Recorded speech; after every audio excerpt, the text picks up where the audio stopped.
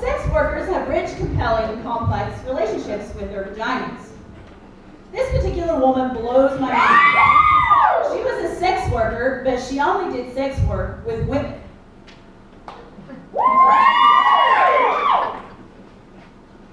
I love vaginas. I love women. I don't see them as separate things. Women pay me to dominate them, to excite them, to make them come.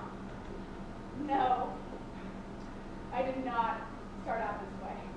To the contrary, I started out as a lawyer.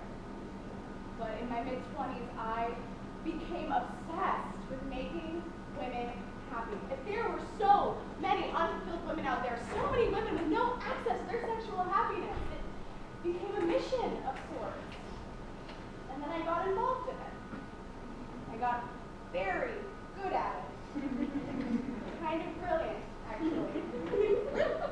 It was my art. And then I started getting paid for it. It was as if I found my calling. I mean, tax law seemed completely boring and insignificant then.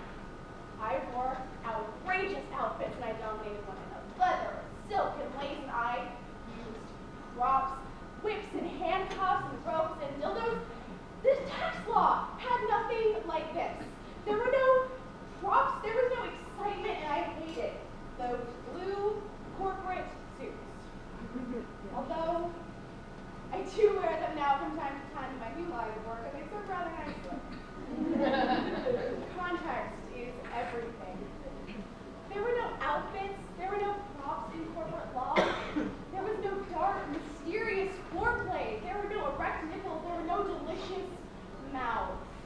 But mainly, there was no moaning. Not the kind I'm talking about anyway. Moaning, I see that now. That was what got me introduced to and ultimately obsessed with making women happy. And when I was a little girl, and I would watch women in the movies making love, and they would make these big, orgasmic noises, I would laugh. I got strangely hysterical because I just couldn't believe that these big, ungoverned, animalistic noises just came out of women. And I longed to moan. I would practice in front of my mirror with my little tape recorder, and I'd moan in various keys and various tones, sometimes a big operatic expression, and sometimes the shy, reserved, almost withheld expression. But when I played it back, it always sounded fake. I mean, it was fake. It wasn't rooted in anything sexual, just in my desire to be sexual. But then, when I was 10, I had to pee really badly once on a car trip. This went on for almost an hour, and when I finally got to pee in this dirty little gas station, I got so excited that I moaned.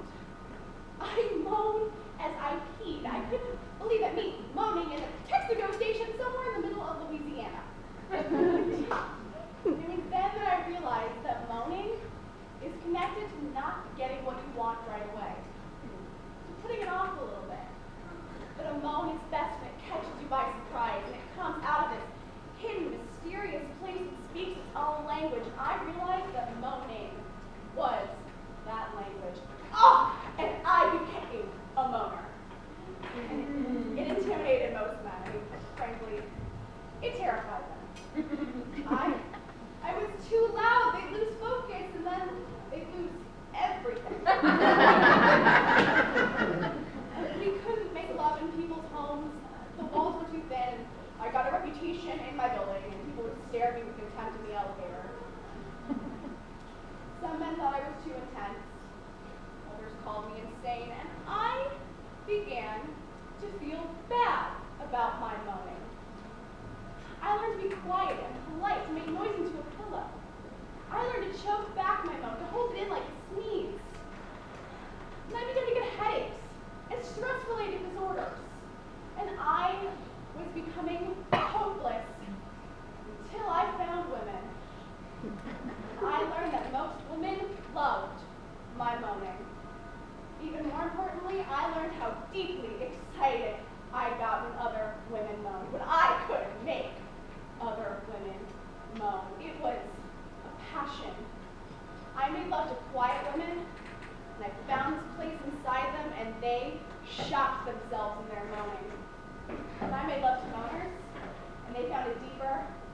more penetrating moan. Oh, I was obsessed. I longed to be in charge like a band leader maybe, or a conductor or something. Finding this delicate surgery and science of finding the exact tempo or location, the home of the moan. That's what I called it.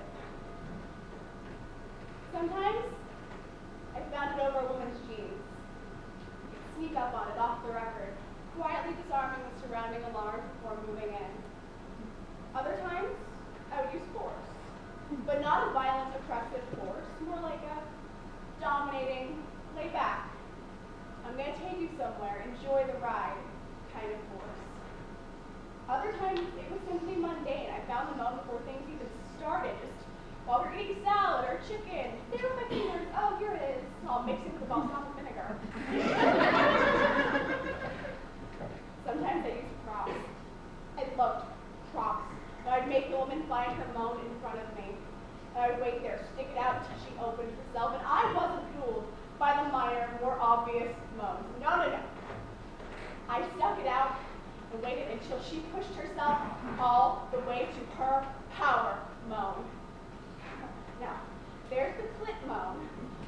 Ah, ah. There's the vaginal moan. Ah, ah. There's the combo clit vaginal moan. Ah, ah. There's the sophisticated moan. There's the pre-moan. The almost moan.